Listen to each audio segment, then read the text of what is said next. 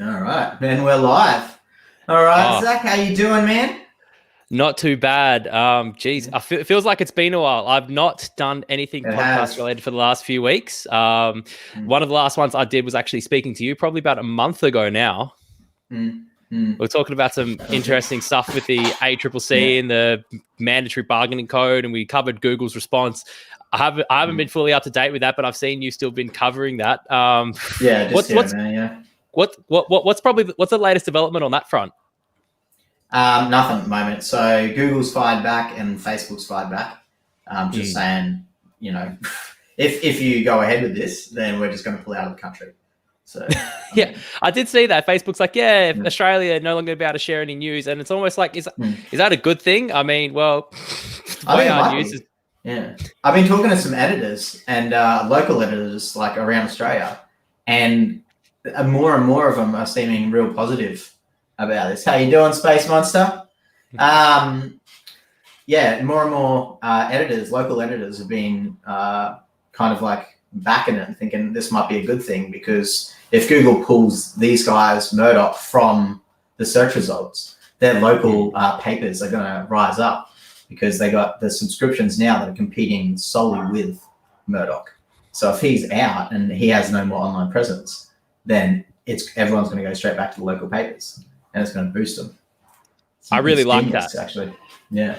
And I don't know what's going on. The mainstream media, it's almost like somebody slapped them in the face because now more than ever, it feels like they're finally getting on the side of logic, and they're finally starting to, talk about things that, I've been saying for weeks that the mainstream media would be completely against. But now all of a sudden, I think they've been copying so much backlash, and I know why. I know a few certain groups on Facebook that every single time the mainstream media starts talking junk, they're like, "Hey, here's the post. Go let them know what you think." And the next thing you know, there's a few hundred people or maybe even a few thousand people on this post just laying into the mainstream media. Now it's like they're singing a different tune. They're just like, oh, we just changed our mind all of a sudden. They probably realize, oh, are we pissing the people off? Maybe that's not good for us. Yeah, it's finally backfiring on them.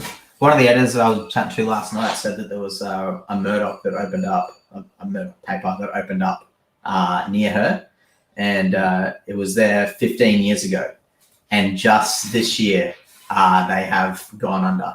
So his strategy is usually come in and just undercut them, and so normally people will sell like $1,000 a page adverts. Murdoch was coming in $100 per ad page and just undercutting everyone. And so this has been going on for 15 years, and there's her and about 5 other papers in that kind of region that are left. There used to be hundreds of them, and now there's 5 left after this 15 years. And Rupert this year, he pulled out of this location. So these guys have won for the first time in 15 years. It's nuts. For the people. Yeah. I am all for the people. Cool. But here's the other thing I'm just thinking about now. So say Google and Facebook pull out with the mainstream media outlets because they don't like this mandatory bargaining code, and like you're saying, we have more of a rise of local papers. Are we just going to start seeing Rupert Murdoch branded local papers? Like, is he just going to start buying up all these other media outlets? He's got money to do it, so he could do it. And I mean, he definitely could. The potential's there. I think what he's if he does get kicked offline, then he's going to have no choice. That'll be his only market left. So he could do that as a retaliation to it, I guess. I was going to say, they've got to get their propaganda out there some way, some shape or form. Yeah. There's no way he'd turn over if he got pulled. He would just find some new solution or whatever. Well, that's why they're working very responsive. No.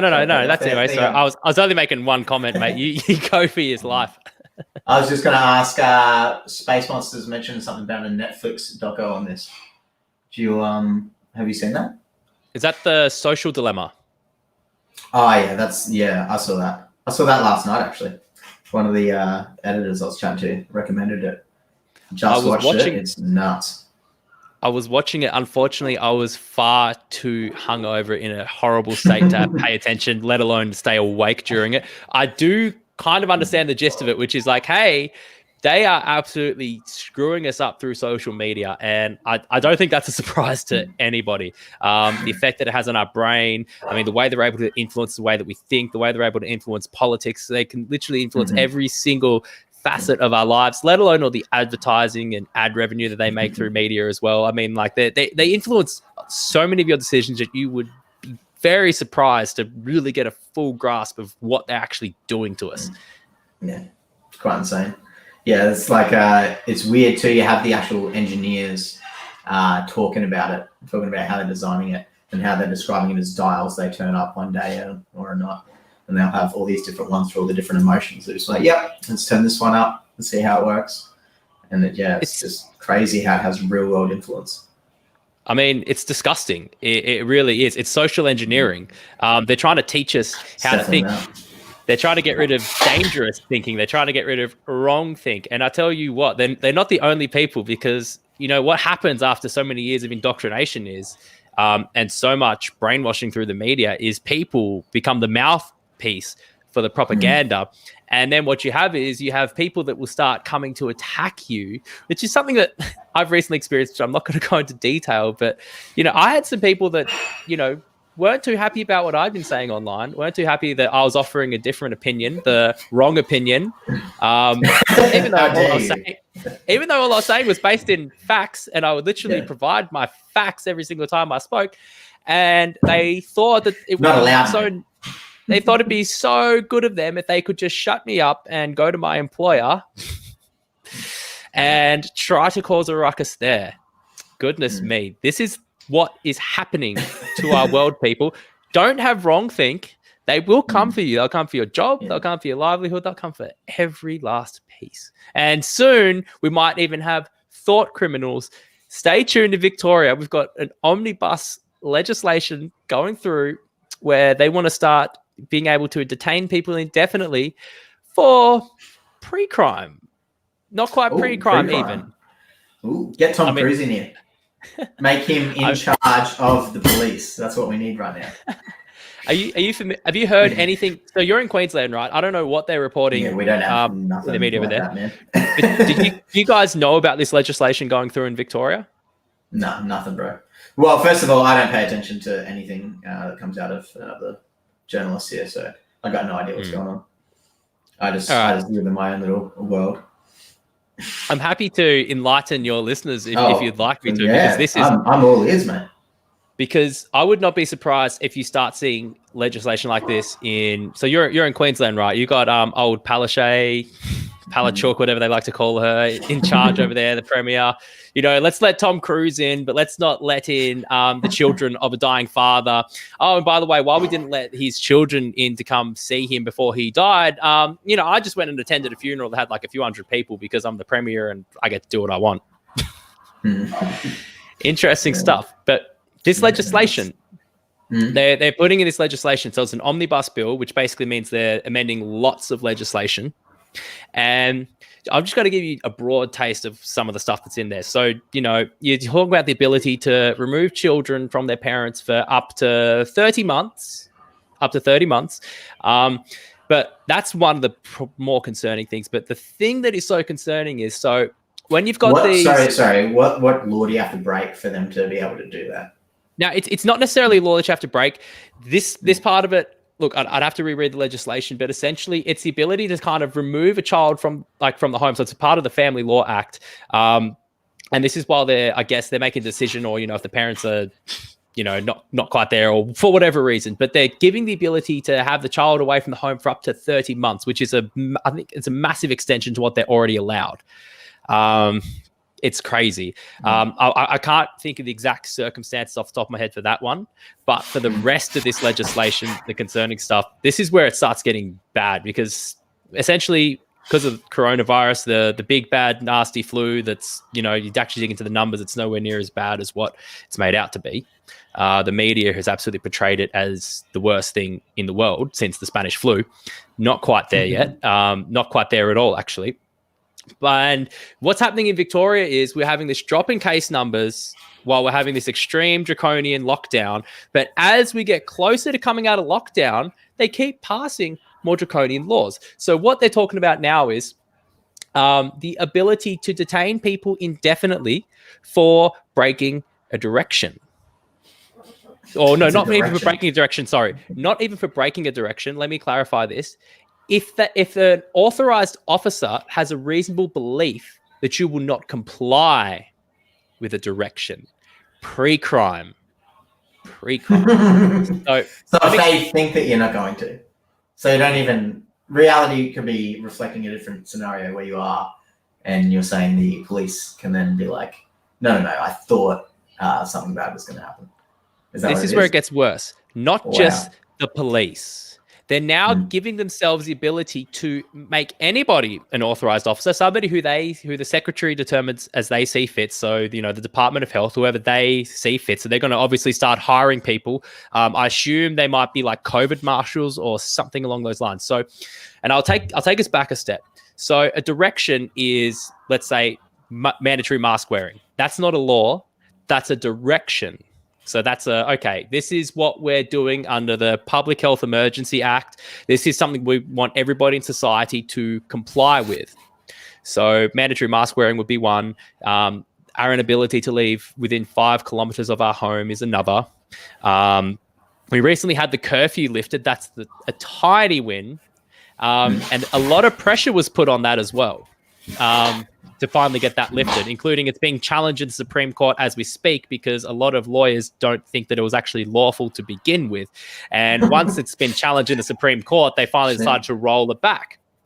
Wow. Now, the thing about a direction is technically that's not an indictable offense. It's not even a summary offense. So you wouldn't be able to be arrested for that reason. Now, let's say if a police officer catches you not complying with a direction, and then what they can do is they can issue with the fine. Now, if you're going to be one of those mask Karens at Bunnings that says, no, I don't need to wear a mask, and the police officer says, no, look, give me your name and your address, and you don't give them your name and address like you're supposed to, at that point, they can be like, okay, look, we can detain you for a short period of time just while we, actually get your details and give you the fine that we're supposed to give you. But they can't just detain you or take you to jail or anything like that. It's not a summary offense. It's not an indictable offense. It's none of those. The maximum penalty is just a fine, right? But under this new legislation, what they're wanting to be able to do is detain people, and the period that they can detain you with under the legislation is indefinitely. All that they do is the authorized officer who detains you gets to review it. So that means that, the officer that says, I don't think, I have a reasonable belief that you're not going to comply with the direction. And who knows how they can come up with that reasonable belief? Are they going to be monitoring people's social media? We already know they're doing that. There's been various protests happening around Victoria, and they've started locking up people, like arresting people who would be planning these protests for incitement, which is something that is never really been heard of ever. Somebody who plans a peaceful protest, which technically is protected under the Charter of Human Rights in Victoria, because of the public health directions right now, if you're trying to organize a protest, they're now saying that's incitement, and they're arresting these people. So because of that, we know they're monitoring social media. They know they're monitoring what we post, and they're using that to actually against us. So does that mean that these authorized officers are going to be monitoring our social media, seeing, okay, this guy says on his social media he doesn't like wearing a mask, for example. So now that we feel that he's not reasonable, we have a reasonable belief he's not likely to comply with the direction, such as wearing a mask, I can detain him, and then I can continue to detain him. Now, the legislation doesn't say where you're going to be detained. It doesn't say how long for. And it's up to the authorized officer. And once again, we're not talking about just police officers. We're talking about anybody that the secretary, which my assumption would be from the Department of Human Services or Human Health, right, is going to be able to start appointing these people, giving them a role to give them the same power to enforce directions as the police. And not only that, they're giving them the power to make any direction that the authorized officer feels is reasonably necessary in order to eliminate an immediate risk to public health. So what you're going to have is you're going to have these police officers or authorized officers, COVID marshals, whatever they're going to be, they're going to be like, okay, I see there's immediate risk to the public health. Let's say, for example, it's a protest. So I'm going to give a direction. And I mean, who knows what that direction could be? It could be like, you need to leave this area immediately. Otherwise, now I don't think you're going to comply with it. So I'm actually just going to arrest you. Now, the one safeguard in the legislation, I'm going to be fair on this point, so I'm not going to be too biased, is that it says it has to be a high-risk person. Definition of a high-risk person is either you have tested positive for COVID or you're a close contact of somebody who has tested positive to COVID. But in saying this, it says that they can determine that based on a reasonable belief. So on a reasonable belief, I determined that you could be a positive COVID case or that you've been in close contact of a positive COVID case. No medical certification of any kind. It doesn't say that anywhere in the legislation. So reasonable belief, I determine you're COVID positive. I determine you're not going to comply with the direction. I'm going to detain you, and I can detain you indefinitely. Wow. And look, the way I see this is probably one of the biggest ways they're going to use this is probably against protesters, because every weekend, I don't know if you've seen it in the news, every weekend there's a different protest happening in Victoria because people are starting to get fed up with everything that's happening. Did you see that, what you were talking about before with the cops arresting people for Facebook posts? Did you see that pregnant lady getting arrested? Yeah. Mm-hmm. I'm going to chuck that up on the screen right now so we can watch it. Yeah. Put that on. Yeah, it's here we go. This is it here.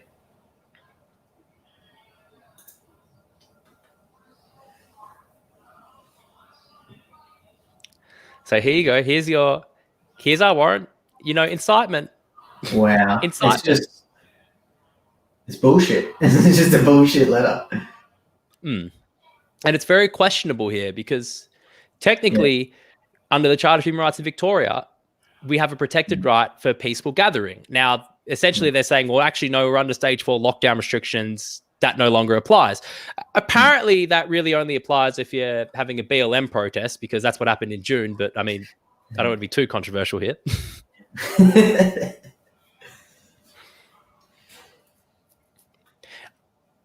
Now, I'm not sure if the volume is sharing. I don't have the volume. Oh, is the volume not going up? Oh, shit. Let's see if there's a... Yeah, I didn't tick share audio. That's my bad. Let's try it now. Search warrant for what? Now, what I will explain to you is... Can you hear it? If you want to listen, Mm-hmm. phone going. Yeah, I do, yeah. Right. Now, you're under arrest in relation to incitement. Incitement? Yeah. Now, you're not obliged... What's that? Excuse me, incitement for what? What on earth? Excuse me, what on earth? Just put your phone down. Can you record to... this? I'm in my pajamas. What's this? I have an ultrasound in an hour. Yeah, she's pregnant, so what's this about? But I have an ultrasound in an hour. Let me finish. In relation to a Facebook post. You're being arrested because of a Facebook post. How about fuck off? How does that sound? Yeah, knock. Check this part out. Yeah. Knock, here comes the Thor police. Yeah. No, it's crazy. There's this guy who's a bit of a voice on Facebook and YouTube, whatever. His name's Thanos Panayidis, right? And he got done for incitement as well for a protest at the beginning of September that he had allegedly helped to organize. And apparently his lawyer told him that he had never seen so many bail conditions ever. Wow. Wow. That's nuts. It's something so shocking to watch, eh? Yeah, and I wasn't breaking any laws by doing You that. are breaking all. That's why I'm arresting you in relation to front How of can my you arrest children, her? in That's... front of my 2 children. Can't you just say to her, take the post down? Like, come I'm on. happy to delete the post. This is ridiculous. Yeah. I have to give you this court in your life. You understand? Yeah, that's You're fine. not- Like, I'm happy to what delete do I the say, post. dude? This is ridiculous. You Like, can I say She's so right. She's so right.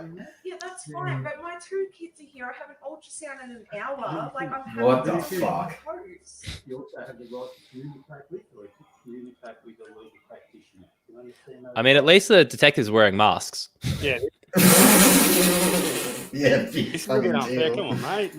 What about she just doesn't do the event? Like, it's not like she's done it. Well, She made a post. Already committed the offence. So I'm not going to. So that's an offence. Yeah. Search warrant. Writing online. Just think about that. Just typing on a keyboard is an offence now. Fuck me. Oh, that's ridiculous. Any computers? Any mobile devices you have? Yeah. Can I just get your badge there, mate? It's all there.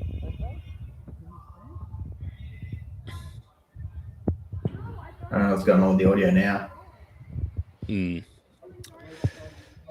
Well, so now they go ahead and they take the cameras. It's nuts. no, Take everything. they take away everything. It's like, all right, here's your all right, let's take your laptop, let's take your phones. Like a lot of these people that have been arrested, I understand they're taking like all their electronics. If they live in house with family, they're taking like all their family's electronics. It's like they're treating these people like they're terrorists. Yeah. It's I don't even know what to make of it, man. Like, it doesn't seem real. Up here in Queensland, there's nothing like that going on. And if there was, we would lose our shit. There's no way Queenslanders would let that shit happen. There's no fucking way. You guys, that should be, if that's going to be anything on earth, right? That's going to be a letter in the mailbox from our government saying, hey, you did this, show up to court on this date. And that would be fucking it. There's no way we're sending fucking cops to arrest you in your own house for a comment you made in your own house.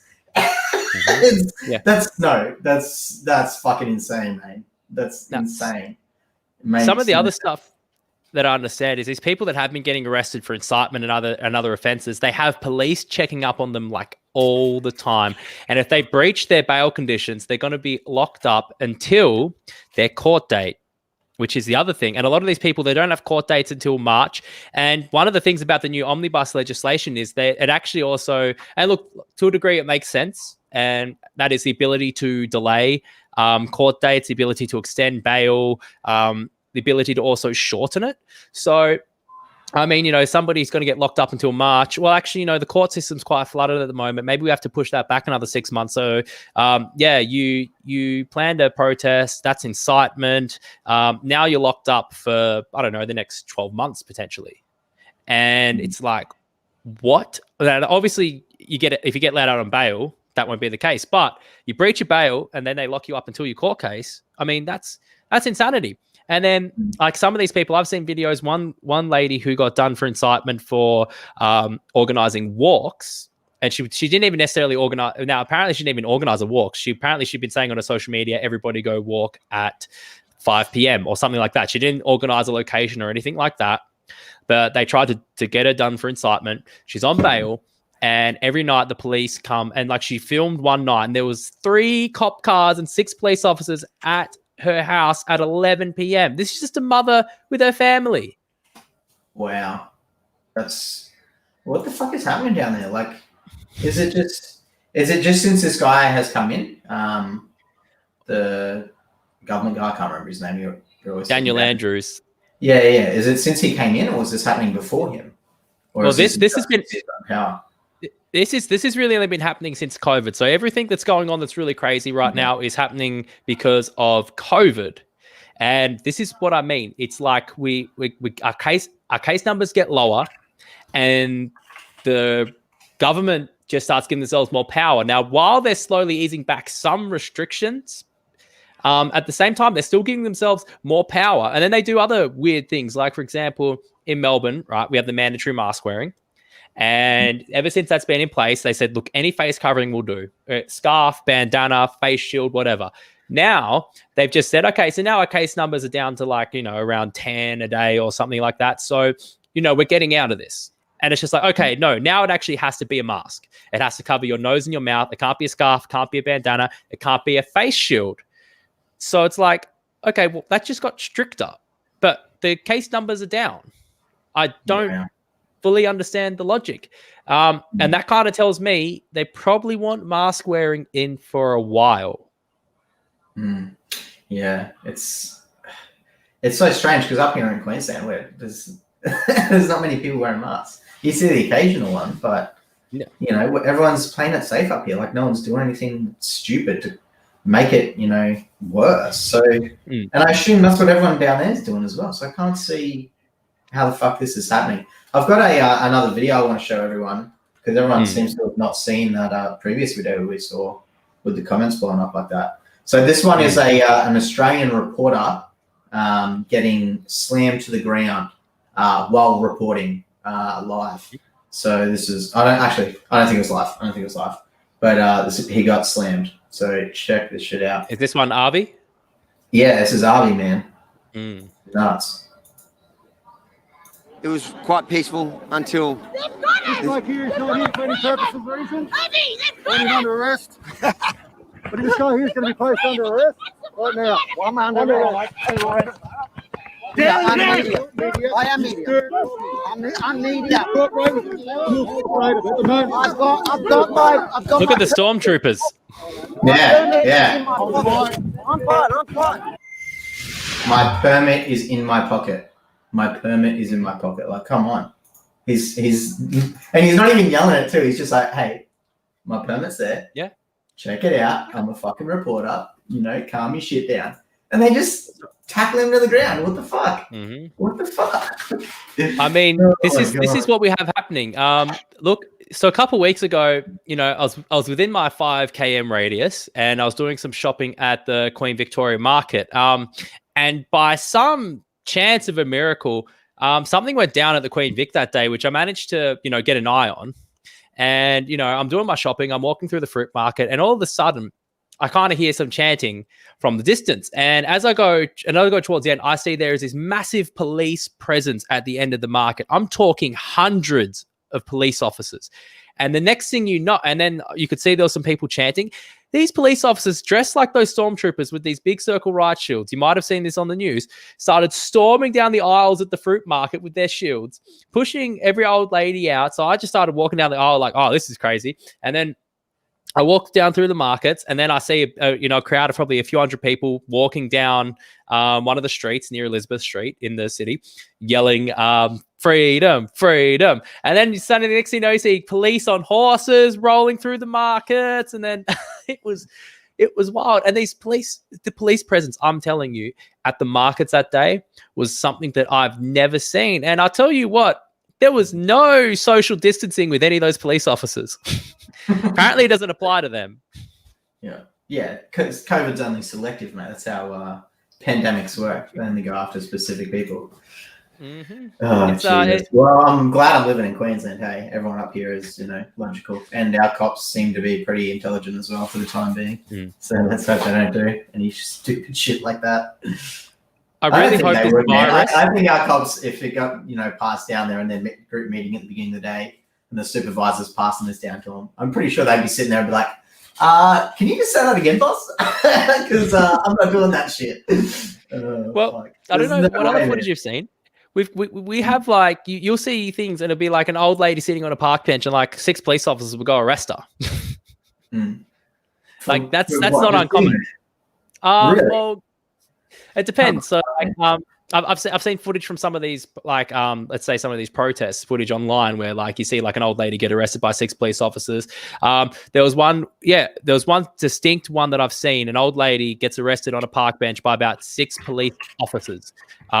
You should look it up and see if you can right now, because it's one of the craziest things I've seen. But this is what's happening in Melbourne. This is because they're trying to shut down dissent. So what I really hope is that the virus doesn't spread to Queensland. And I'm not talking about coronavirus. I'm talking about the communism virus, because that's what we have here in Victoria right now.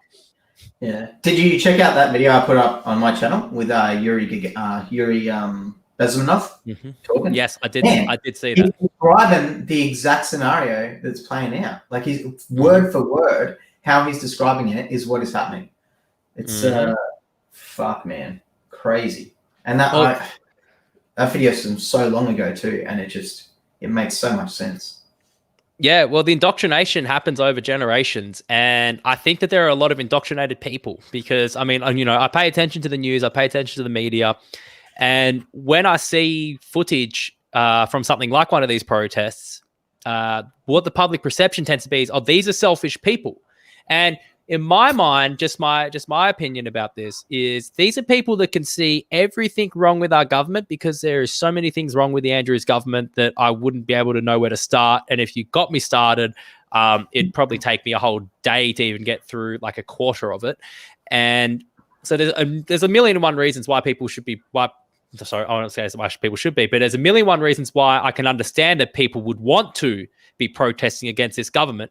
And yet everybody's like, these selfish protesters, blah, blah, blah, stay home, follow the rules, et cetera, et cetera. It's like, well, hang on. People are losing their livelihoods, their businesses. People are losing people to suicide. Domestic violence is through the roof. Child abuse, substance abuse, all these things are through the roof. Like, these extreme lockdowns are really taking a toll on a lot of people in Victoria. And I could completely understand why there is an uproar. I mean, we have the strictest lockdown measures in Victoria than the whole world. We've currently got like the longest lockdown out of any other country. So Victoria has the strictest and the longest lockdown out of anywhere. And right now we have case numbers that are very, very, very low, but we don't really have an end in sight. And if you want some more on that, if you head on to my YouTube channel, you just look up Running from Comfort. One of the latest podcasts I did was a few weeks ago. I covered Dan Andrews' roadmap out of lockdown, and I covered it, and I showed why I do feel like it's very unachievable. And what I really think is going to happen is Victoria is going to be in an indefinite state of lockdown until, well, who knows when. And that has a lot to do with the fact that the testing for coronavirus is quite faulty. We do 10 to 20,000 tests per day. That's usually around the numbers we do. And when you have a test that gives X amount of false positives, now nobody knows how many false positives, but when the test gives false positives and you're relying upon getting 0 cases per day for 28 days to come out of lockdown, how do you get that? I mean, and then as well as that, the tests, not only are they inaccurate and they give false positives, but they show samples of the virus for up to 6 to 8 weeks later. So how do you get to 28 days, no cases, testing between 10 and 20,000 people? And they're doing things here right now, like testing the sewage supply. So they've got 25 plants testing our poo so they can try and identify hotspots to then try and tell everybody, hey, go get tested. And then going back to what I was saying before about the police officers, so this is a scary thing that I saw. Now we've got these saliva COVID tests, and we now have a few, they're doing some testing now. So there's a few police officers, they're doing, I don't know exactly how it's doing, but the police officers now have these saliva tests. And they pull people's saliva together and test it for COVID. So now that we have these saliva tests and police officers are administering tests, not health professionals, if this new legislation goes through, the police officers can now start arresting people or detaining people that they feel are not going to comply with directions, and they're also able to give out the tests, and then they can detain people indefinitely. I mean, really makes you wonder. Yeah. There's no need for those at all. You know, it's absolutely ridiculous. All right, here we go. I think I've found the old lady one. Oh, hold up. Got to select audio. Bloody boomer. I'm not standing up. On what grounds? On what grounds am I under arrest? This is unlawful. On what grounds am I under arrest? On what grounds am I under arrest? Kindly provide your name and address. Whoa! He can't do that. He can't do that. That's assault. He just assaulted the fuck lady. Holy fuck! What the fuck?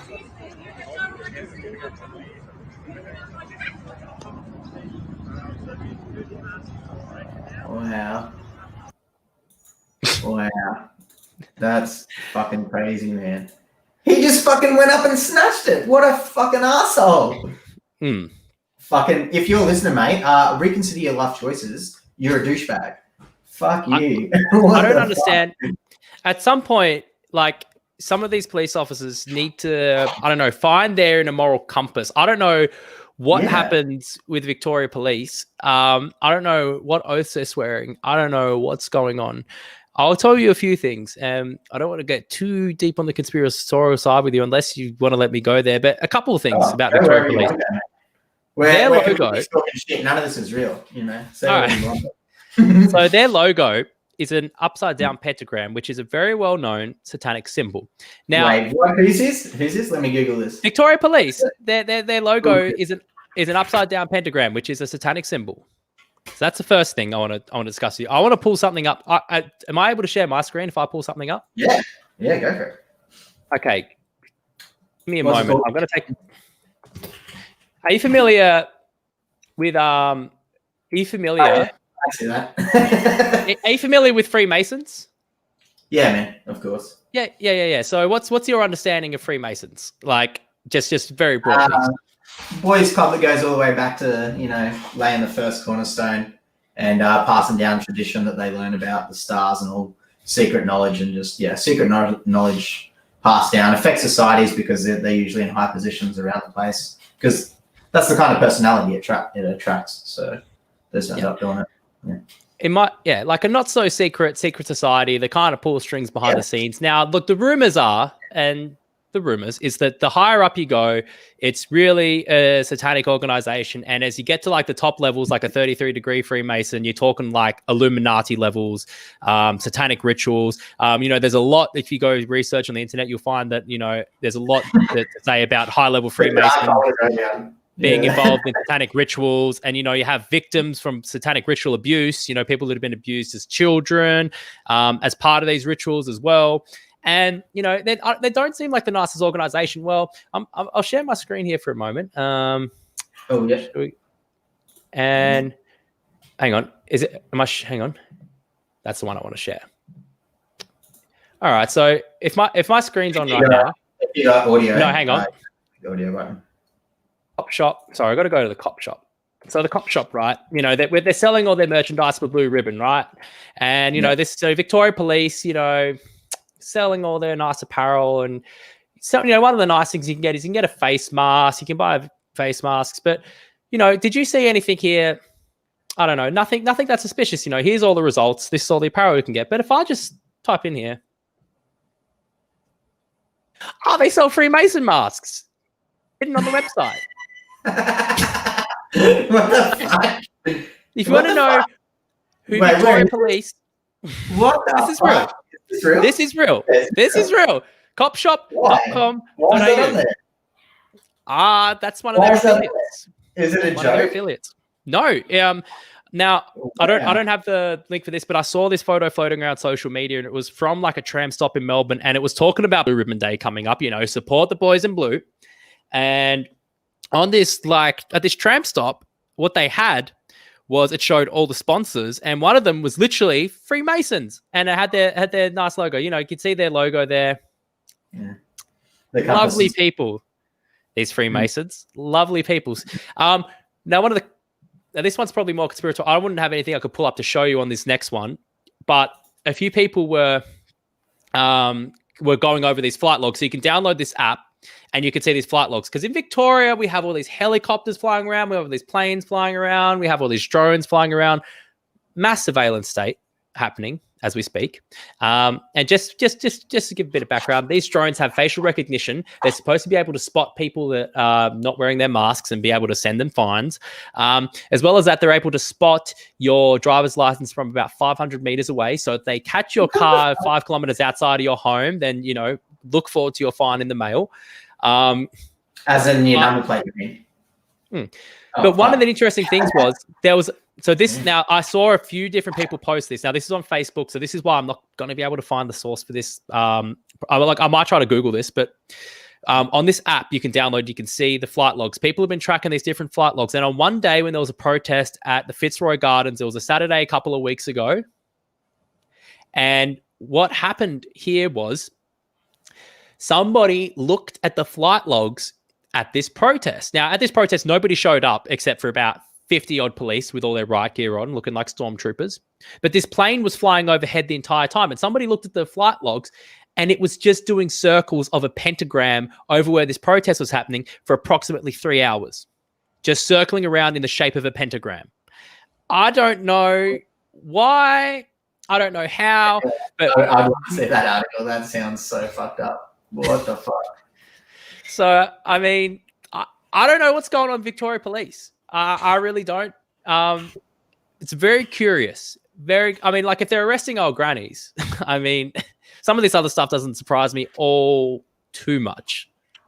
I don't know how much of that Facebook media is real as well. So it could very well be. Yeah, I found it. You found it? Can you put it up on the screen? Because I did see multiple people post the same flight logs. I saw multiple people download the app and check it themselves. Yeah, this is according to AirNav radar box. I mean, it's pretty clear. It's hard to argue that that's an accident. So this was only this was a few weeks ago. I think. I'll read it out. Yeah. On Saturday, a few hundred people marched in Melbourne, Australia, to protest the state's COVID-19 public health restrictions. During the day, researcher Cam Smith noticed on Twitter that some of Australia's more conspiratorial-minded folk were getting in a tizzy over a plane's movements in the skies above. He shared a screenshot that was uploaded and shows the plane's pentagram-shaped flight path. Wow, there you go. Oh, wow. It didn't happen. The conflicting evidence about what the aircraft flight plan was, whether the flight tracker's information was reliable. All the screenshots used to promote the theory use the same service, AirNav. Radar box, however, as Twitter users noticed, other flight trackers charted a slightly different course of the plane. Here's the alternative. But it doesn't show the same area. That's not the same area. Go back to the alternative. That's not the same spot. Yeah, it's definitely not the same spot. This is like, come on. If you're gonna debunk it, please show me the same spot. I mean, can you zoom in on that? Because it was about not. It just no, I can't zoom in on the image. It's shit. It just looks like it's this circle it was doing, according to another one. But then it's like, why is AirNav putting that out? Who the fuck is AirNav? And why? I mean, the fact checkers, I don't know. Look, see this on me. I don't know what to make of that. But I mean, look, considering what their logo is, considering the Freemasonry stuff, I mean, look, I see it as plausible. Could it be fact? Could it be fiction? Who really knows at the end of the day? But here's another interesting thing that you might have missed. And this is something I did cover on when I called it the roadmap to hell when I was covering Dan Andrews's roadmap to Victoria. So on Father's Day, the 6th of September, because, you know, the other thing is, well, a lot of the Freemasons supposedly have higher positions. So who knows who of our politicians could potentially be Freemasons, right? Or high-ranking Freemasons. We don't know. And maybe none of them, right? I don't want to make any accusations. But Mr. Dan Andrews, the Premier of the state, on Father's Day. This is all comedy, mate. You can say whatever you want. This is all not real. None of it's real. This is what was interesting. So on Father's Day, now leading up to that week, when it came to the COVID deaths, they added to the death count twice.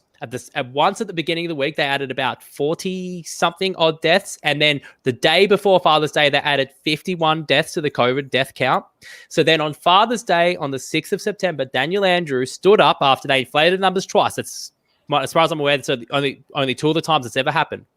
He gets up and says, I'm sorry to tell you today, as of today, we now have 666 deaths from coronavirus in Victoria. And I'm just like, hang on. You inflated the death count twice this week. Twice. And then on Father's Day announced 666 deaths of COVID in Victoria. Are you kidding me? Coincidence?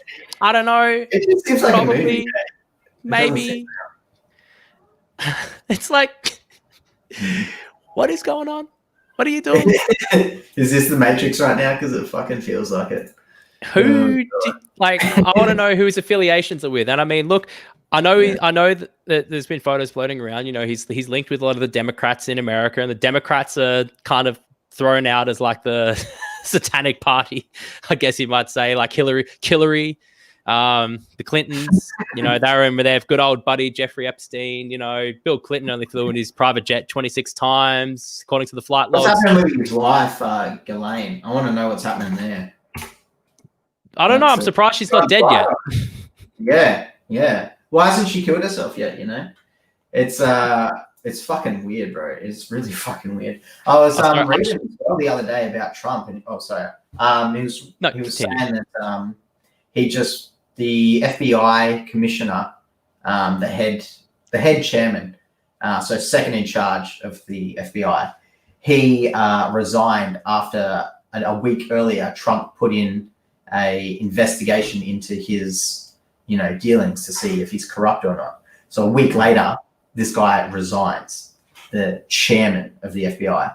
So he immediately gets replaced by this new FBI chairman.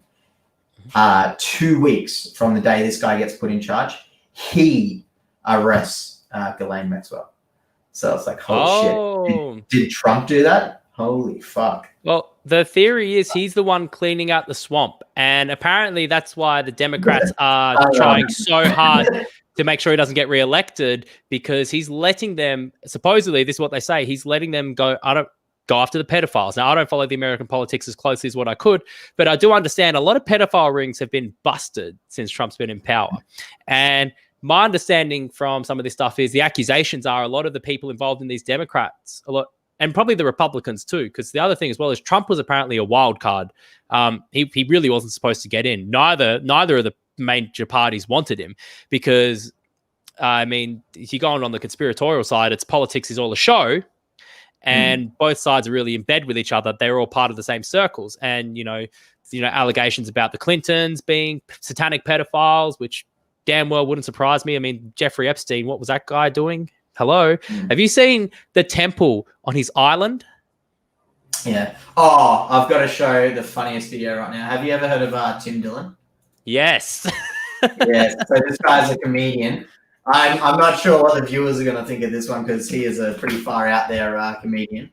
But he has this skit where he dresses up as the temple, and he's out of a job now because his boss he's killed himself. So he's going around LA dressed up as the temple, and it is some of the funniest shit you'll ever see. Great video. Temple, here we go. Oh, fuck, this is actually nuts. Share audio.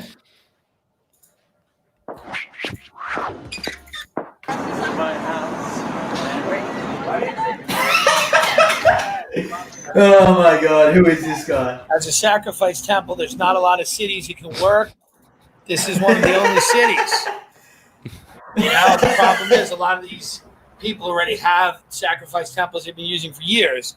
So to break into it at this point is very hard. John, you don't remember me. I remember you. Last July, we had a lot of fun. Come on. He knows. Also trying to get into entertainment. I'm trying to do that. Has anybody else's boss also killed himself? It's like fucking weird, Listen, I mean, this is like the next phase of my life. I didn't expect this to happen.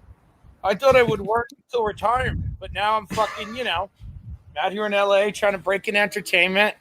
This is my dream. I always wanted to be a stand-up comedian. Even when Hillary Clinton was slicing the throats of children, I said, I just want to make people laugh.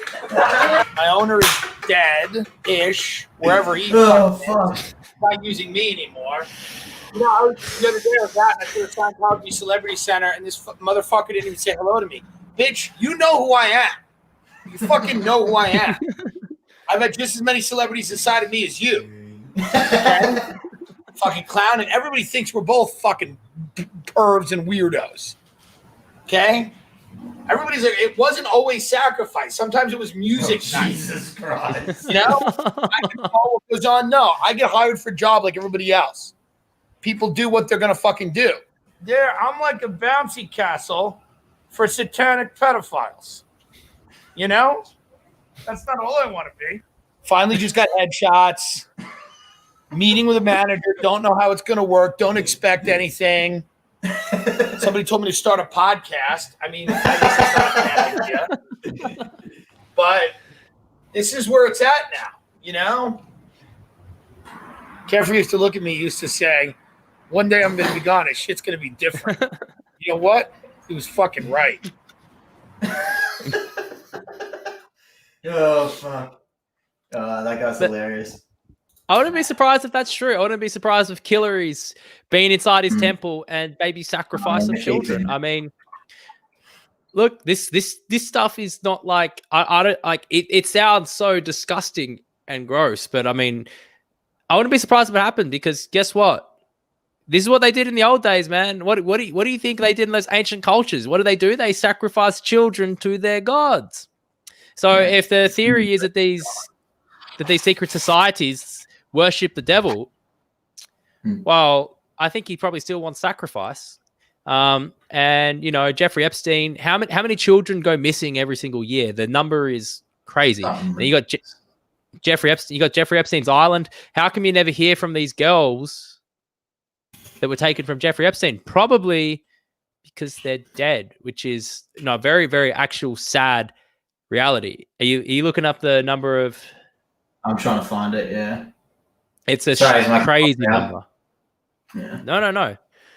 It's something else. In Australia, estimated 20,000. That's a lot of America, children. 60,000. Sorry, what was that? UK, 200. No, 460.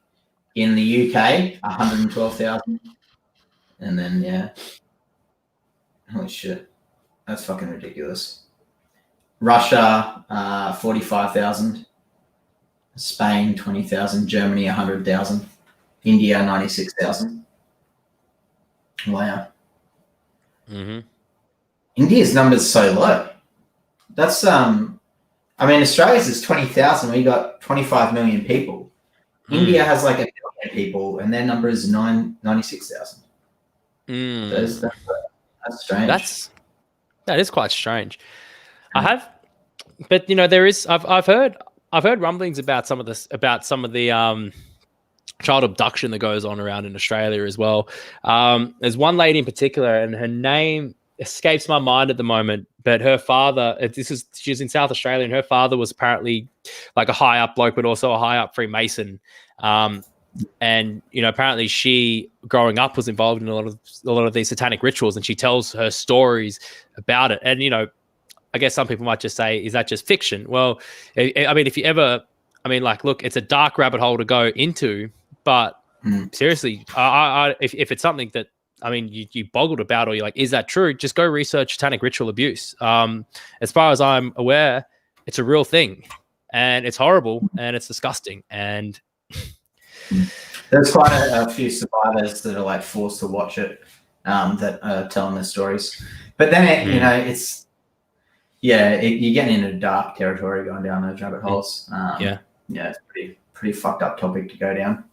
Yeah, so I might go some lighter news. So because I think we're on the topic of our Premier Daniel Andrews, or as he's now been coined, Denial Andrews. We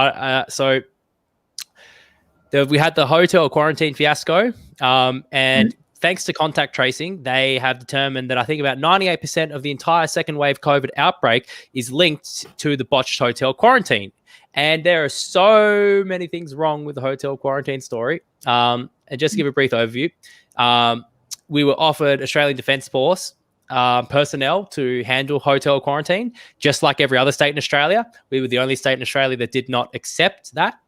And the funny thing about this was Daniel Andrews on live TV thanked the Prime Minister for his offer for the Army Defence Force, but instead they hired their own private security force. The private security, they didn't get any health and safety training. They got 24 hours of training. It was diversity training. So thank goodness they didn't offend any transgenders.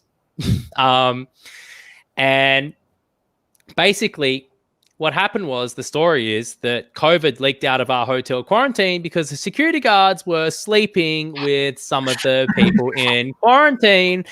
And this is what led to the entire second wave outbreak in Victoria that's destroyed our economy, put us in lockdown, and responsible for apparently 768 odd deaths. If you ever get into the COVID death count, you realize that death count's majorly inflated, and it's mostly people in palliative care and people dying in nursing homes, and they assume COVID deaths, et cetera, et cetera. But all of it's been linked back to hotel quarantine. And so does that mean that those guys are going to get charged, like those security guards? Because I feel like that's fucking on them. No. The thing is, this is the decision to hire private security and not give them any proper and adequate training is being blamed back on the government, like it should, because that was their decision. They were offered army personnel like the rest of Australia. They declined it. And then they denied, Chairman Andrews, Claire, agreed. Or Dictator Dan. But basically, because of all of this, they had the inquiry, and all the ministers were denying they were denying, oh, we don't know who signed the papers to hire private security. And Denial Andrews was like, oh, I was not aware that the Prime Minister was offering me army personnel, even though it was in documents, even though it was in emails. In the inquiry, I was watching it.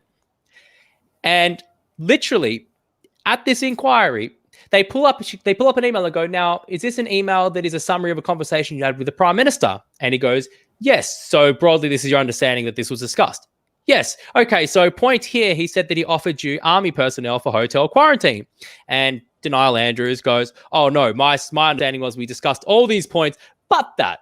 And it's like, there's a reason why they were trying to deflect the blame, because they passed a law at the beginning of this COVID second wave that basically said any workplace or anything like that could be found responsible for an outbreak of COVID due to negligent actions or decisions making or not having good COVID policy, that they could be responsible for up to $17 million worth of fines or up to 25 years in prison. It was like an industrial sort of manslaughter sort of law. And basically this this inquiry into the hotel quarantine fiasco basically determined that it was the government's fault. The government is at fault for the second wave because they could have had trained army personnel handle hotel quarantine. Instead, they hired private security. They didn't give them the proper training, nothing. They just said, go do your thing. And an interesting thing about this as well is it's up to the private company to do the training, though. That's on them. That's why they get hired for it. That's I'm not sure who's on that, but essentially, I'm not sure whose responsibility that was. But all these ministers, when they were questioned at the inquiry, it was all like, I can't recall, I don't remember, I don't know, et cetera, et cetera, et cetera. Right? None of them knew. So this most important decision for this whole COVID period, nobody knows who made the decision. Nobody. They just couldn't. Eventually, they blamed it on Jenny Malakos or Jenny Malaka, whatever you want to call her, and she resigned. And now the inquest has found that, okay, the government's responsible for the whole outbreak. Well, now they are there's now been a lawsuit issued for their own law. So I want to show you guys this wonderful letter. This wonderful letter. Here we go. Chrome tab. There we go. Lovely. So this is from Self-Employed Australia. So this is, now my understanding is this is a group of about 16 lawyers. So pursuant to Section 131(1) of the Occupation Health and Safety Act, which is the new law that they've passed, essentially they're saying, basically they're being prosecuted under their own laws. So, as we go down here, on the basis of sworn evidence provided by the witnesses to and the documents produced at the Victoria Government Board inquiry into the Hotel Quarantine Commitment Program, and also in public statements made by Premier Daniel Andrews, former Health Minister Jenny Malakos, Chief Health Officer Brett Sutton, Deputy Chief Officer, et cetera, it is now clear that these occurrences, acts and omissions have to date resulted in more than 17,800 people contracting the coronavirus, and also involving 765 people dying. So now, basically, what they're doing is they're bringing legal action against them under their own legislation to say, hey, you're responsible for these deaths. Hey, you're responsible for all these sick people. So we're going to prosecute you under your own legislation. So we now, and this is not being reported in the mainstream media at all, but we now have the possibility that Denial Andrews and his health ministers, these unelected bureaucrats, could face massive fines, and each of them would be held liable individually. They could go to jail. Up to 25 years is what this legislation provides for. Yes, this is really happening, people. There is actually, at the end of this communist dictatorship we're living in Victoria, there is potentially some good news.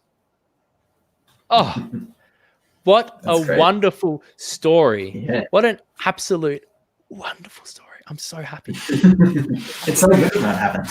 It seems there is a lot of good. Like, we've both been seeing a lot of good the past couple of weeks, which is awesome.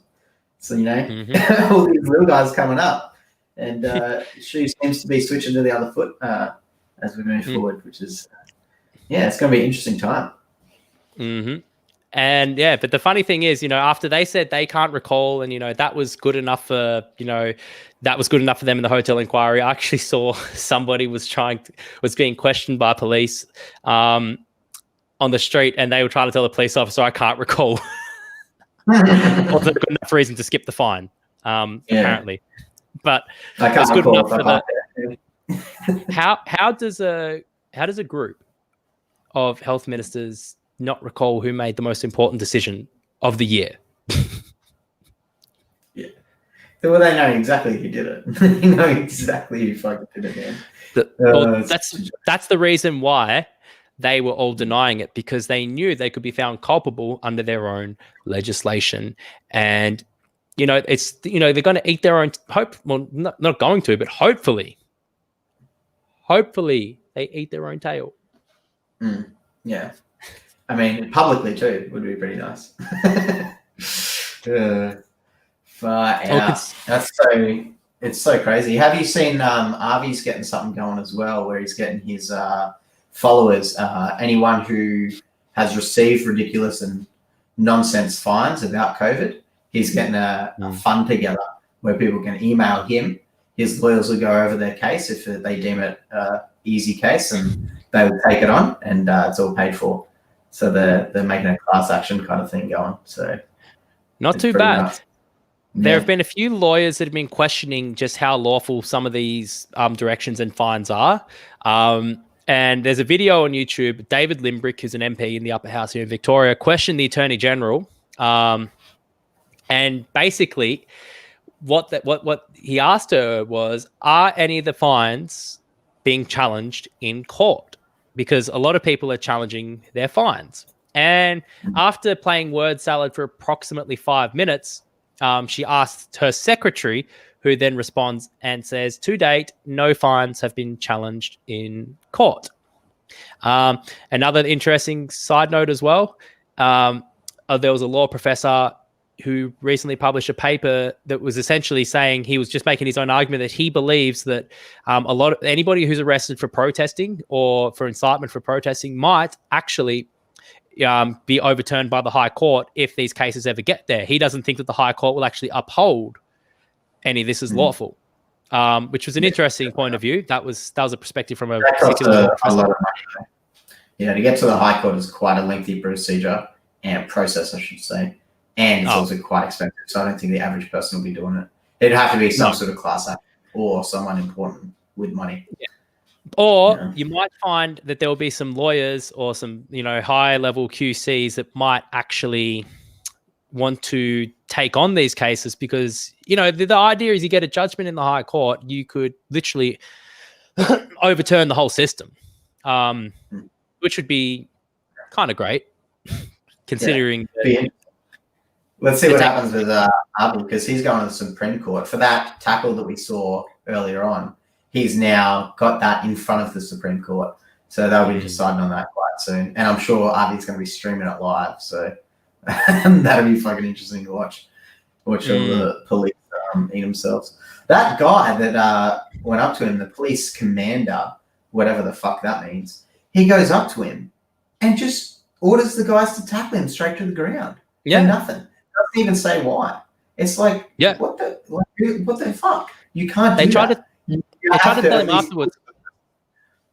They tried to tell him afterwards he was obstructing the police. We have video evidence, dickhead. Oh my god. Yeah. I mean, and it's going to be interesting. Well, and then you can watch the footage, and there's no warning. He just walks straight up to him out of nowhere and takes him down. Oh my god, it's just flexing. It's just showing your power off. Absolutely absurd, man. I mean, this is what's happening. We've got a government that's just giving as much power as they can to police right now. And I mean, all I keep seeing from police in Victoria is abuse of these powers that they're being given. And like I said before, it's like as, the restrictions should be easing and as the case numbers are dropping, they just give themselves more power. It's like, why? I think they're clutching at straws. I think that they also probably realize their days are potentially numbered. I mean, there's multiple class action lawsuits going against the government right now. I know of one also from a law firm called Advocate Me. They're doing a massive class action lawsuit. Like I said, the curfew, even though that's now been lifted, that's being challenged in the Supreme Court because guess what? Just like hotel quarantine, nobody knows who recommended the curfew. And under the legislation, Really? yeah. Really? So no, they're not paying that for real. the chief health. So obviously Daniel Andrews was the one who made the call, but nobody knows who recommended it because now under the legislation, the public health officer, the chief health officer, he's the one that's supposed to give the directions, right? But he didn't recommend it. The police commissioner didn't ask for it. But it's what it looks like is Daniel Andrews just decided it on a whim, but he can't recall who recommended it to him, but he put it in place and he says, well, why are people questioning it? It works. That's his whole argument. That's his whole basis. But in the Supreme Court, the latest development that I understood there was this is right before they got the curfew lifted as well, was the lady who challenged it managed to win on a small point, which was the government had to tender into the Supreme Court their legal advice as to why the curfew was lawful and as to why it was implemented. Because also under legislation, they're supposed to put in directions that are the least restrictive on people's rights. Yeah. That's written into the legislation. Of course. You have to do that because people are people. So you have to treat them as such. Oh, God. That's such an interesting... I couldn't imagine being the advisor to the most powerful person in the country and being like, oh, yeah, when they come and ask you, just say you don't know. Just go with that. Just say you don't know. It's like, what the fuck? That is the worst strategy I've ever heard. You're fired. Bring me another one. Everything. If anybody is watching, is good at making memes, this is the meme that we need. We need the poster for Total Recall with Daniel Andrews on it, just saying "can't recall." That's what we need. Oh, that'd be quite good. Yeah, it's wow. There's so much going on at once as well, and it's all been this year. It's fucking absurd. I've been watching what's going on with America right now with their Federal Reserve, and in March. So up until March, they've had what's called fractional reserve banking. So you need to have like a percentage of the money before you can lend it out. So they got rid of that in March. So now they can just print infinite money whenever they want. And since March up to now, it could have changed in the past couple of days, they've printed just this year 7 trillion with a T since March, man. So there's someone making a shit ton of fucking money right now because that money's not going nowhere. That money is coming straight from nowhere into big hands. So how much are they going to inflate their dollar? Well, they've already decreased it by $7 trillion. So their debt has gone up quite a bit. Their debt counter. Well, the conspiracy theorists would say they're purposefully crashing the economy to bring in the cashless society because that's going to be the solution once everybody's starving. Oh yeah, the chips. No, it's fucking nuts, man. Like I don't understand what they're doing. Everyone is fully aware. Yeah, check this out. This is the new debt clock. I don't think this is up to date as well, by the way. Look at that. Total amount of debt. $26.8 trillion. Trillion dollars. Look at it climb. Holy fuck. We're seeing like 30 grand a second. That's a lot of taxes they're going to need. Yeah, exactly. Fuck. What a ridiculous They're going to thing. be paying... they're going to be paying that for years, let alone, I mean, I'd hate to see as well what's with Australia. Like, how much debt are we in Australia right now? How long are we going to be paying off our tax debt? It's really weird to watch because our money, our government has been just handing out money during this, and it's kind of keeping it afloat for now. But I don't know what the negative effects of that are going to be down the track when now the currency is devalued. So yeah, it's happening in America, and it'll happen to a lesser extent here because Australians on average seem to be better off than America. But over here, it's still going to have some sort of negative backlash. It can't not. Well, we're already in recession. Yeah. We're worse than, well, I don't know about right now, but a couple of months ago, we were worse than our 2008 GFC moment, which is, you know, worse than the global financial crisis. And that's where we were naturally. So it's like, holy fuck, why is no one talking about this? I think people just want to close their eyes and forget because everybody's waiting for normal life to come back. It's praying that it's going to change. Are you familiar with normal life? Oh, sorry, normal life. Sorry, you mean COVID normal? What were you saying? Sorry, I cut you off. Are you familiar with this with the Great Reset? No, what's that? It's like a debt jubilee. It's the Great Reset. It's you know, something that they've been talking about for a very, very long time. It's headed by the World Economic Forum, and basically what the World Economic Forum is saying, you know, now is the time that we reshape the system for the Great Reset. Which is basically like, oh, I can't. Well, I'll just show you this real quick. So this where I am now. This is 2008. This is when the whole world shut itself, right? And then this is our dollar right here compared to it. So you can already see it went lower. It went lower than it was in 2008. And then all of a sudden our government starts printing money and it shoots back up again. So this is when COVID hits. And this is what starts happening to our economy. It boosts. What the fuck? Okay. Anyway, sorry to cut you off there. That's interesting. I want to find this. I want to find this video because look, I won't be able to explain it that well, but I'll show you. Give it a shot while you're trying to find the video. Where is this? What was the name of this fella? Klaus Schwab. So 798 subscriber. I don't know about that. You should look into sheriffs though. Sheriffs are frigging crazy by how much power they have and where they get their power from. Especially the New South Wales sheriffs. If you want to go down the conspiracy hole, have a look into where they come from. Sorry, man, you can go. Cut you off no, that's all right. times. No, that's fine. I'm trying to find this. Find the right part. Trying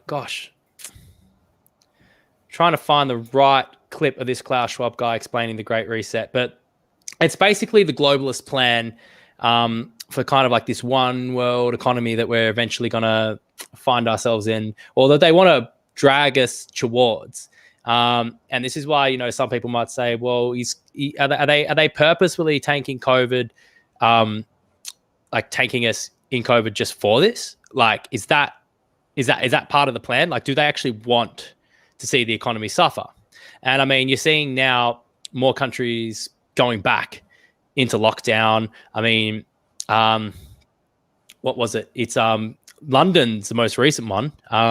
Interesting, you know, on the talk of numbers here, England, for example, they've now implemented the rule of 6, which is, you know, you can't have gatherings of more than 6 people anywhere. You know, I mean, I don't know. I mean, it's just a number, right? I can't get the volume. Let's see if this is the right clip. I'll see if this is the right clip. Hopefully it is. When you click on share screen, you've got to enable the volume when it comes up. Yeah. Chrome tab. This one here. Share audio. Let's see how we go. I don't have any volume coming through. Do you? Yeah. COVID-19 probably. We don't know yet. So I don't have any volume coming through on my side at the moment. I hear it. Definitely got sound. Does it work? That's weird. I can't actually. I don't have the volume. I can't hear what he's saying. Of this pandemics, there's a lot of uncertainty, but we know I can't hear it. It will have a changing. I know why. On economies, societies.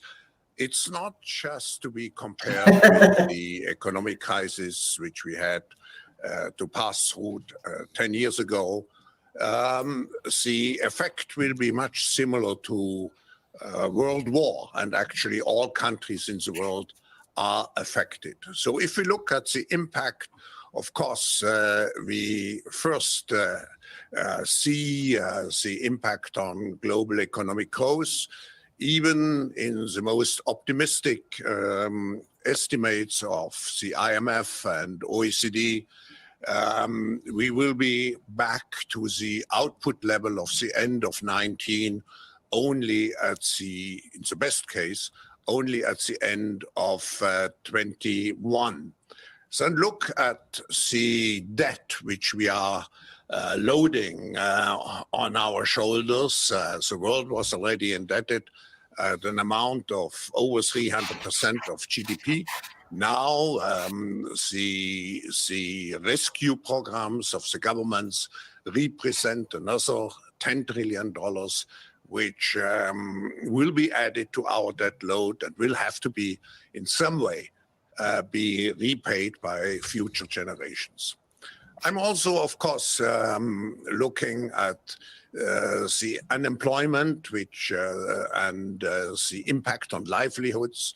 We know many people, according to the ILO, about 50% of people in the world will be affected, combined, taking the combined effects of COVID-19 and the fourth industrial revolution.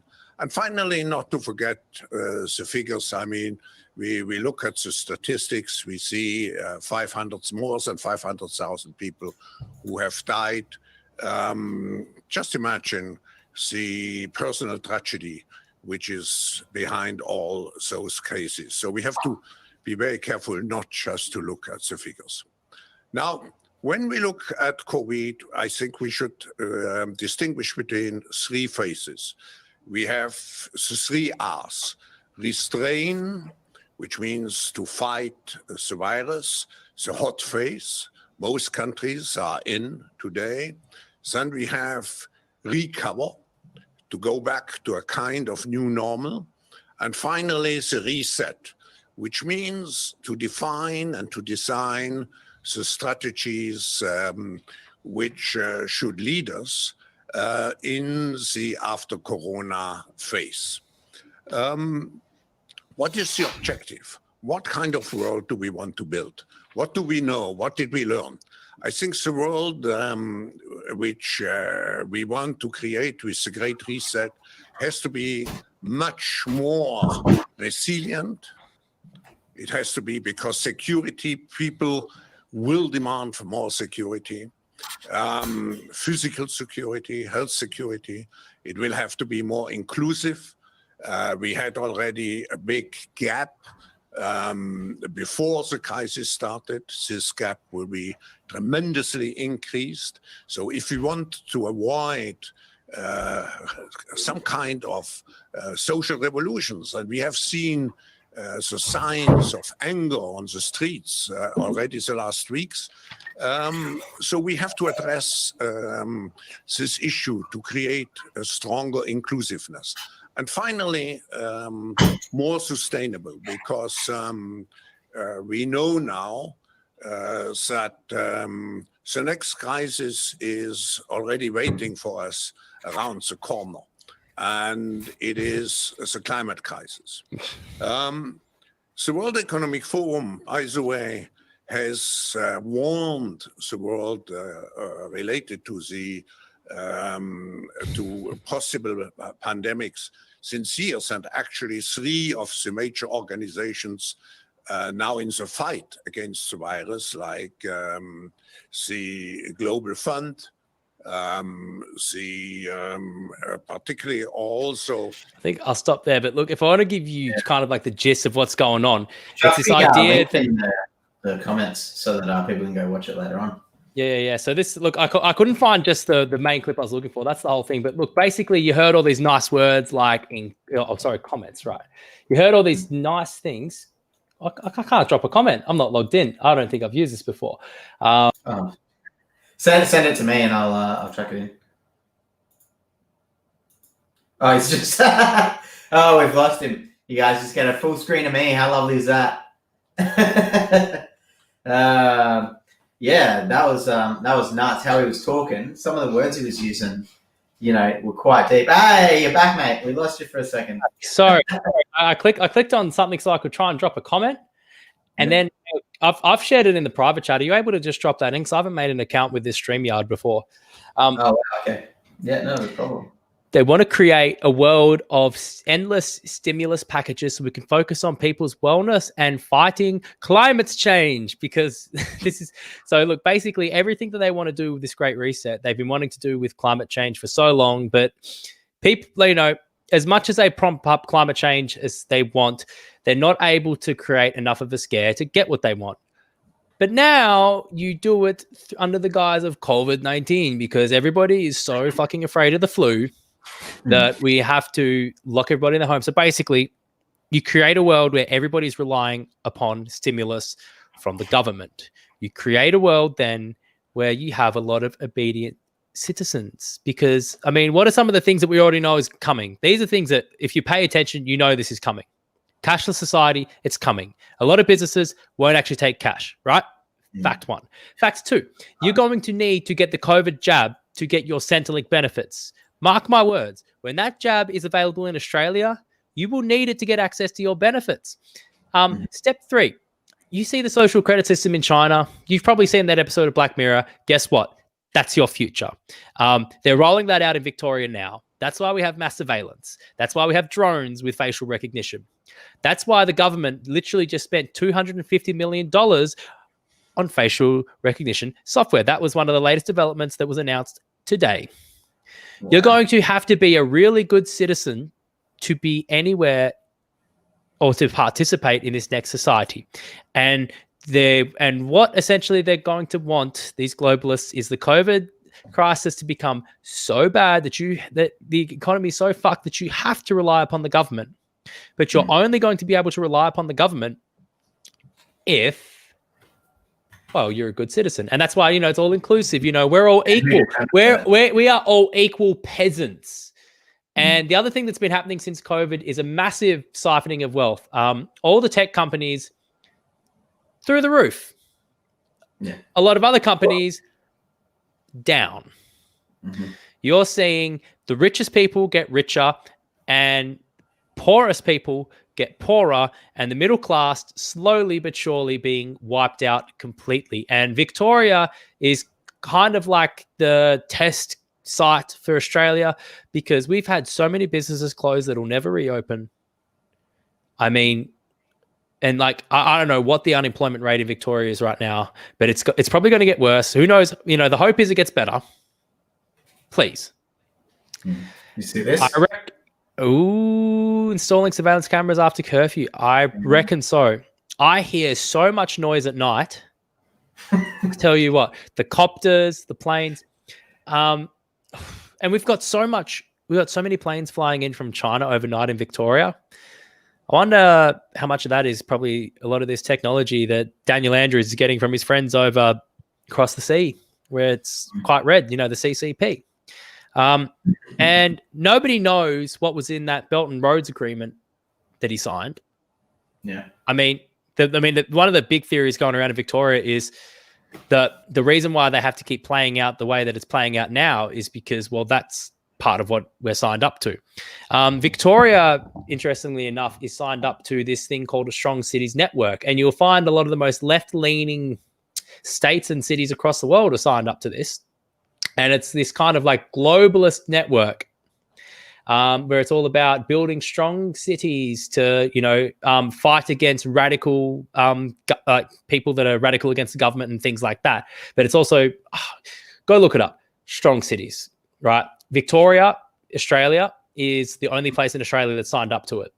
And there's a lot of people theorizing that a lot of these new and weird looking police officers that we've been seeing around, especially some of these riot police officers, are part of that network. Canada signed up to it. New York signed up to it. California signed up to it. Paris is signed up to it. Aren't we lucky that we have these globalists that want to save us by making us slaves to the stimulus package? Yeah, it's quite ridiculous. What would you actually just on that on people getting secret paid? It reminded me of that. Did you ever look into the Panama Papers all the locations of all the high officials of the world. So you had ScoMo and Trump and basically everyone of high power. They have bank accounts, some location in Panama, and basically they're running through all their funds, and they can offset something like 99% of their tax through this account. And it's just one large group. It came out called the Panama Papers. I'll see if I can find something on it. And it released everybody involved. I thought you were talking about it last time, but I must have mistaken there. No, I do recall hearing about the Panama Papers. I never looked into it because like I took a break because I got very deep into conspiracies when I was like between 13 and 16, and I took a break. And then more recently, I've just seen a lot of conspiracies that I used to understand come to life under the name of this thing called coronavirus, and I was like, oh, interesting. Claire just asked me if I have an acceptable mask. I'll be back in 1 second. Hang on. Oh, please tell me you bought one from the police station. I'm actually going to see if I can buy one right now. That was gold. The cop shop. Oh, man. That was actually nuts. I couldn't, even if that's a joke, right? I'll share my screen so everyone can see. It's not a joke. Even if it is, it's a shit job. What did you type in? Freemason. Yeah, literally. Freemason. What the fuck? It doesn't show up anywhere else on the website. You have to search for it. Really? Interesting. When I first looked, there was 4,900 in stock. So they've sold about 320 odd of them. Wow. So if anybody wanted to know what my mask looked like, I got to take my headphones off for a second. Is that a tinfoil mask? So there's my mask. What a great name for a podcast, tinfoil mask. Oh, fuck. Oh, that's gold, I need man. this one. It's got to be hard to breathe in that thing. No, it's actually not too bad. Fits nicely, and it protects me from the 5G. Oh yeah, that evil 5G, mate. We'll be able to watch Netflix even faster. Upload a video for podcasting even faster. Oh no. Well, wait. Well, what's going on with Elon Musk and Neuralink? I mean, yeah, that shit looks hectic. Like man. Years ago, it was like, AI is so dangerous. And then he went, AI is so dangerous, they need to merge with AI. And now it's like, no, you look like the biggest villain in the AI space because you're talking about developing a microchip that goes in people's brains that's going to be mainstream technology by 2030. Well, yeah. It's pretty fucking nuts. Let's see if we can get something up. This is from CNET. Fuck. He's right though. Like we got two options. We either merge with it or we let it just completely surpass us in every single. It's kind of like, why don't we just stop? Yeah, that's my question. Like, at what point do we? I don't think we can. I think we have this mindset that we have to keep moving forward. We have to keep moving up, and we don't. There's nothing that says we do, but everyone believes it. Everyone genuinely believes it. So we're just going to keep doing it, I think. What were you saying? Sorry, no. You put the video on. I just had to make that one comment. Like, tiny wires. Neuralink wants to connect our brains to computers, and now it's showed off a device. And look again, this time he wants and then electrical, which leads us to. I thought it was going to be the actual thing. Sorry, guys. Someone talking about it. Is this the one with the pig?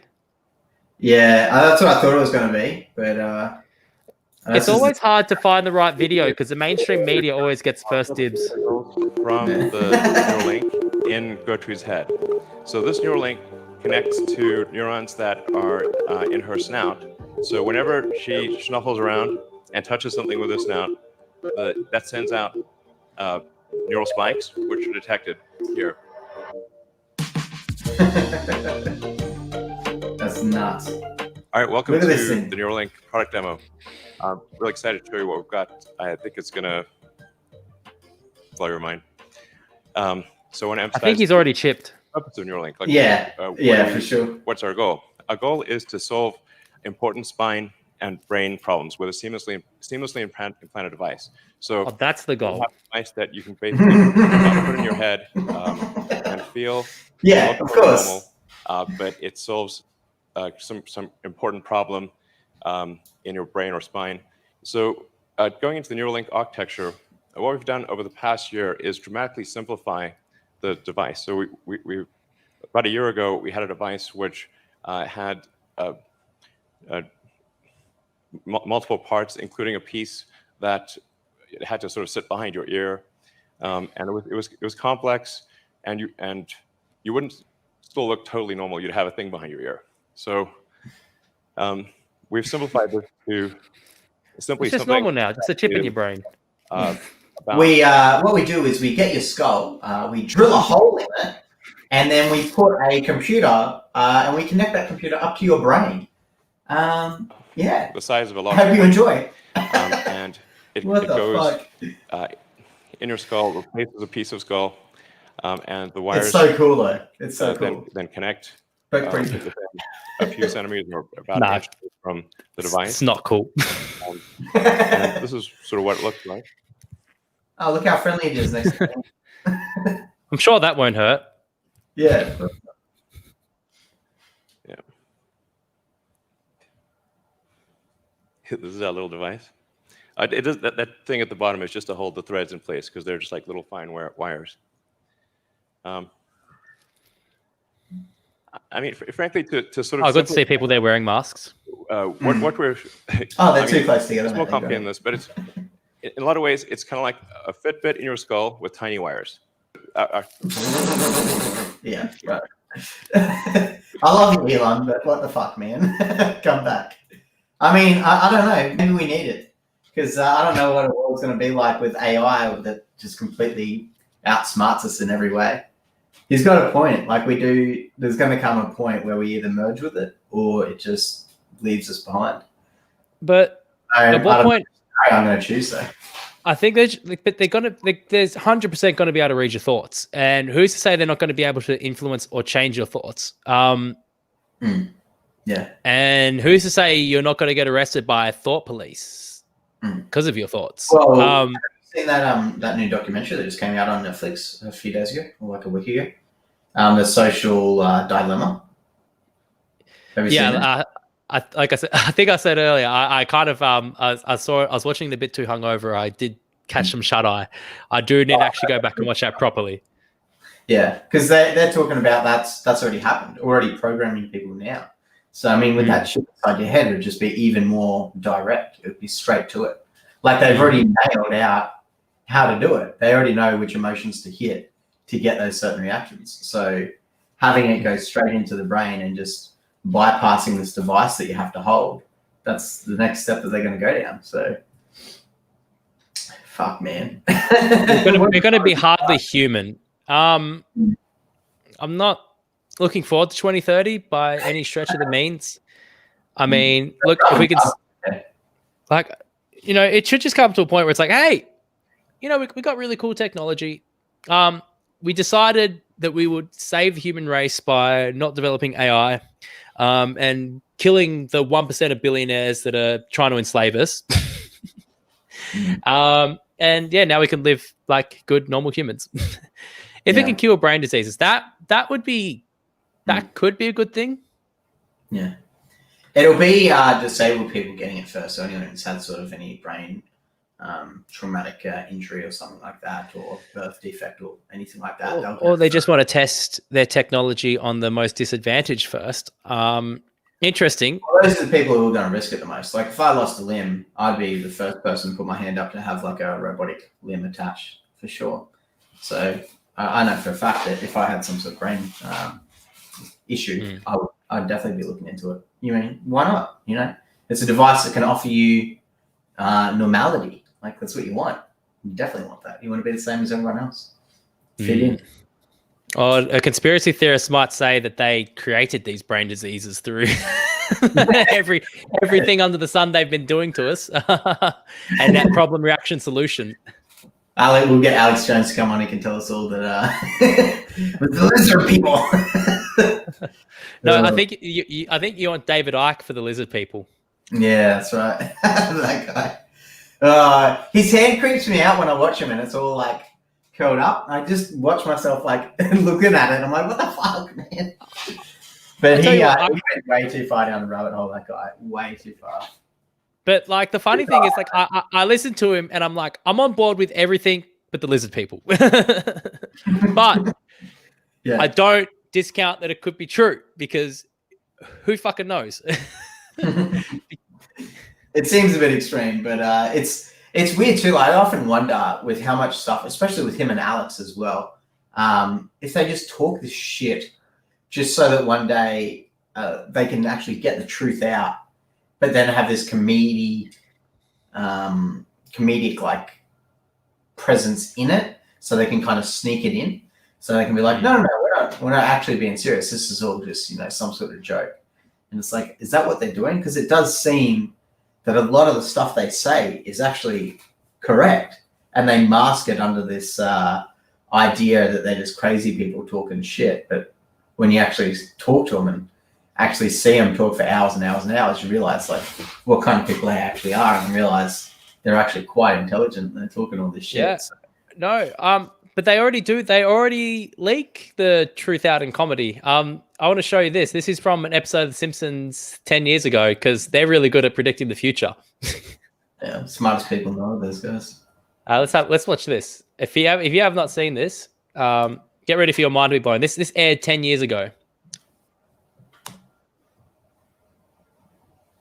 No, I remember this. Do we have audio? Oh, sorry. Did I share the audio?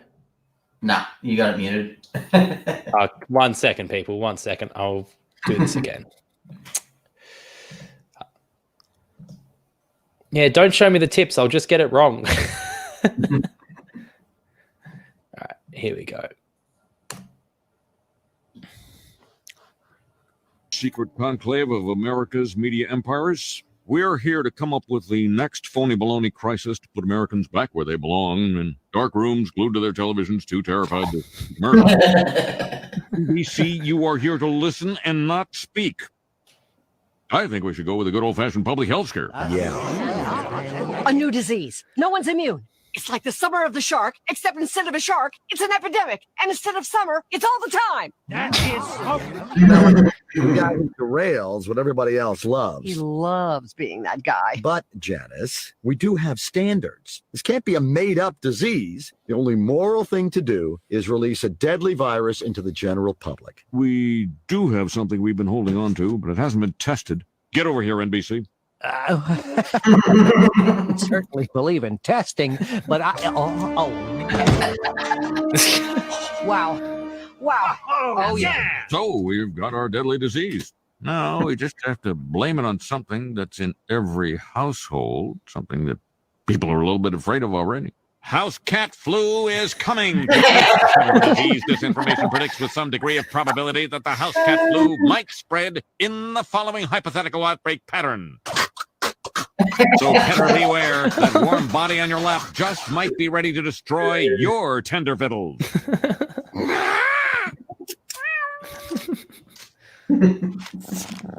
Springfielders are advised to stay tuned for more information if they experience any of the following symptoms: mild thirst, occasional hunger, tiredness at night. I mean, come on. Is that not COVID in a nutshell? Yeah. I don't know. And I mean, COVID symptoms are quite broad too. Yeah. Breathing. Oh, God. If you got eyes open, that's a symptom. Oh, fuck me. Yeah, Simpsons are well ahead of their time, man. They know what's going on. I was about Futurama apparently having the highest educated staff of any TV show ever put together. Like, they got all these PhDs and all these doctorates and all these. They have a few Nobel Prizes between them as well, and it's all this one writing group. Yeah, I'd have to look it up. It's it's pretty good, including Matt Groening in there as well. Sure, Great show, Futurama. I've not watched that for years, but goodness gracious. I can't really remember anything specific from it other than Fry and Bender. Here we go. They hold 3 PhDs, 7 master's degrees, and cumulatively have more than 50 years at Harvard. Yeah. Not too shabby. Pretty good. What about the Simpsons writers? I mean, like, they're looking into crystal balls, or are they doing worshipping some demons or something? I don't know. Come back from the future, maybe in a time machine. Yeah. I think history repeats itself a lot as well. Like, they're just putting stuff out that was happening back then, and it's just the same shit, just on recycle. COVID's not the first flu they've tried to bring out a mass vaccine for. Yeah, definitely not. It won't be the last either. This is not the last one we're going to hear. This stuff will keep happening. Definitely not. Like, it's just part of it. Yeah. And and like not to say it's planned, but like I guess there are very rich people that will most certainly take advantage of these types of situations. Like the Great Reset. Let's make everybody welfare slaves. That's basically what they're saying. We'll make everybody equal. You'll all just be as pathetic as everybody else. We won't be. You will though. Great Reset. Can't wait. Klaus. Yeah, that is so strange hearing him say that. Did you end up sharing that in the comments? I shared it in the private chat. When I went to go, I hadn't made an account, so I clicked sign up, and that's when I actually left the stream because it took me to the next page. Oh no, I shared it. I shared it with everyone. It's that was nuts.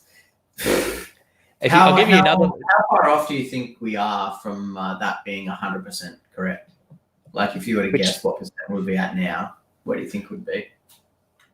Okay, so when it comes to these globalist plans, the year that keeps getting pinned by the UN, by the World Economic Forum, UN, even Elon Musk, they keep on talking about 2030. 2030, it's like everything's going to happen in 2030.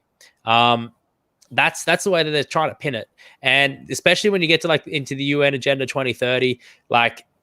That's probably one of like those kind of scary ones. Like, we need world governance. We just need lots of bureaucrats. Climate change is, going to be such a disaster. So we need to start restricting everybody's movement, restricting their travel, keeping everybody in their zones and their little cities and their hubs. And, we just all accept communism on the chin because apparently communism is how we're going to fight climate change, and we get rid of capitalism as we know it. And a lot of other little tidbits in there as well. The reason why I don't think a lot of people are very aware, and like I haven't read the damn thing myself, is because the UN Agenda 2030, you can read this for yourself, but it's like 1,000-something page document. Like, good luck. Jesus Christ. Yeah. Maybe you can do a summary for me, mate. Fuck, that's too many pages. But I don't know. Look, for anybody who hasn't seen, I just dropped another link for you, and that one is for the event 201, which was. Do you know about Event 201? No, never heard of it. Oh. So in October, a month before the supposed first case of the outbreak of coronavirus, the World Health Organization, this is an event funded by the Bill and Melinda Gates Foundation, and it involved the World Health Organization and involved a bunch of other health organizations, and basically all these bureaucrats got together and they simulated a coronavirus pandemic. Oh, wow. And they basically played out a script, which if you watch it, I sent that video to you, it goes for about an hour. If you watch this script of this kind of like germ game that they're playing, you'll see a lot of similarities to what's happening now. And yeah, look, I'd encourage you to go look at it. I'd encourage you to see who funded it. Once again, it was funded by the Bill and Melinda Gates Foundation. What have we got? They literally streamed this on YouTube. It's got over 1 million views, a lot of dislikes. So this is in New York. And yeah, they stress that this is a fictional exercise and disease.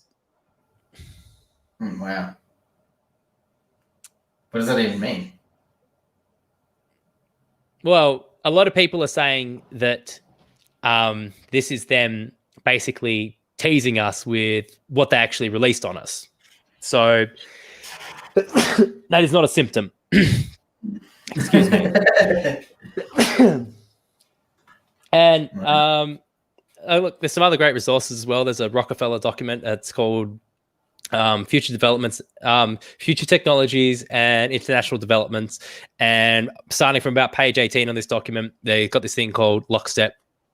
And it's, once again, another scenario of a worldwide disease outbreak. And everything in there talks about, extreme lockdown measures, then people protesting for their freedoms. And then the countries that protested for their freedoms got hit by a second wave of virus that was even worse. And then everybody started praising China for their approach, which was very draconian. And then, crashed the economy. With the World Health Organization guy who was on the live chat, and then the person asked him what his views were at the time of what's happening with China and how they're handling it. And he's like, yeah, they're doing a great job. I think they're doing really well. And then the reporter's like, well, how do you think they're handling all the slaves that they own, essentially? And the guy's like, sorry, I didn't hear you there. But don't worry about asking the question again. We can just move on to the next one. And the reporter's like, no. I'll ask it again. What do you think? And he's like, oh, what's that? And then you see him reach his hand forward, and then the stream cuts. He just cuts off. And then he comes back on again a couple of seconds later. And it's like, oh, I don't know what happened there. I just got disconnected for some reason. But don't worry about the question. Let's go to the next thing. What the fuck, man? How corrupt do you have to be to just do that and think you're going to get away with it? Like, you're literally representing the WHO. You cannot be doing that shit. The fuck, man. So there's obviously some sort of collision going on with them. Their two biggest funders is Bill and Melinda Gates Foundation and China. That's the two biggest funders for the World Health Organization, who are currently running the world from behind the scenes, basically, because all their decisions about how we should handle COVID is how basically most governments are handling COVID, except for Sweden, who just said, like, nah, we're just going to do herd immunity. And, it worked. But this is you're talking about China. Do you know about the Uyghur camps? No, I never heard of that before. So they have camps where they literally have, I can't think the number, but it's a lot of Muslims in these camps, and they're essentially re-education camps because in China there's no religion, and basically, the ones that they can't, re-educate them out of Islam, out of their faith, they keep them in the camps, they keep them as slaves, and then they harvest them for their organs. What? Yep. What do you mean? So if they don't convert, then they kill them? Yeah, they're being harvested for their organs.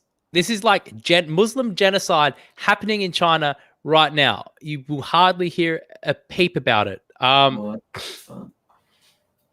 Yeah. Let's see if we can find it.